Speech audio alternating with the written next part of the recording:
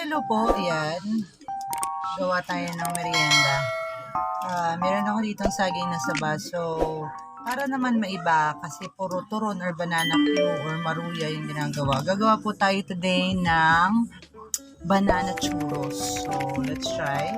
Meron ako ditong 2/3 cup of water. Ayan. Tignan lang natin yung ating alam.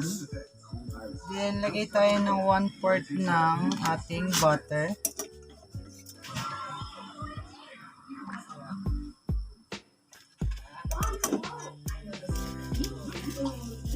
Melt lang natin siya dyan. Lagyan ako ng mga 1.5 tablespoon ng sugar. Red sugar yung ginamit ko. Yung choice. And also, lagay tayo ng pinch of salt. Pinch lang naman. Melt lang natin siya. Ayaw ko ma-melt. Measure lang ako ng aking flour. Yan. Kapag melted na yung ating butter, lalagay lang natin yung ating half cup ng flour.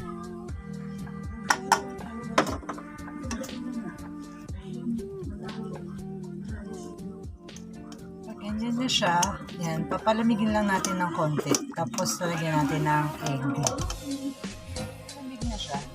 Lagyan lang natin siya ng isang egg. Make sure na malamig na po siya. Kasi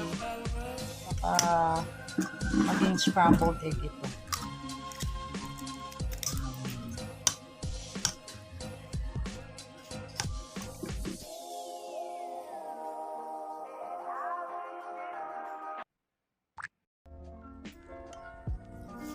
Kapag na-mix na natin mabuti yung ating egg, lalagyan na natin siya sa ating pastry bag. Yan. Meron ako dito ng ripe bananas. No, babalatan lang natin siya.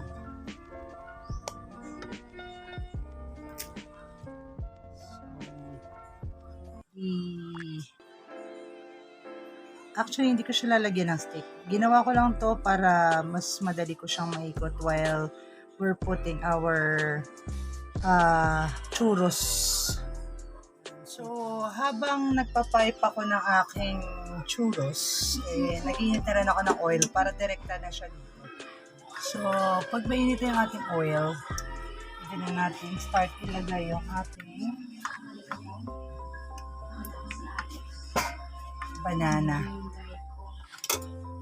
Ilalagay yung steak kasi hindi aabot. So, yan. Ayan lang siya.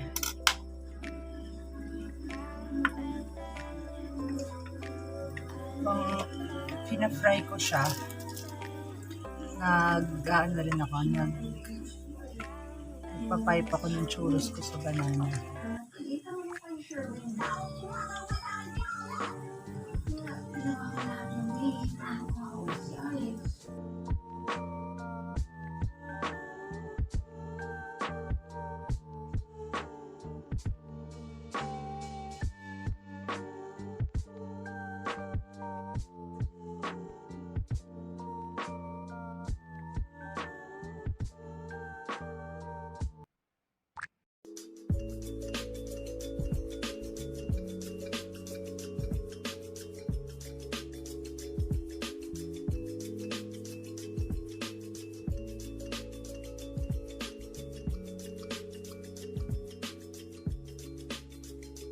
Our banana churros. Yummy.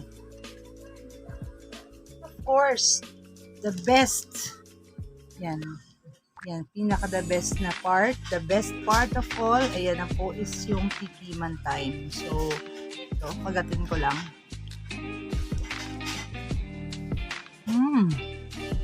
So yummy.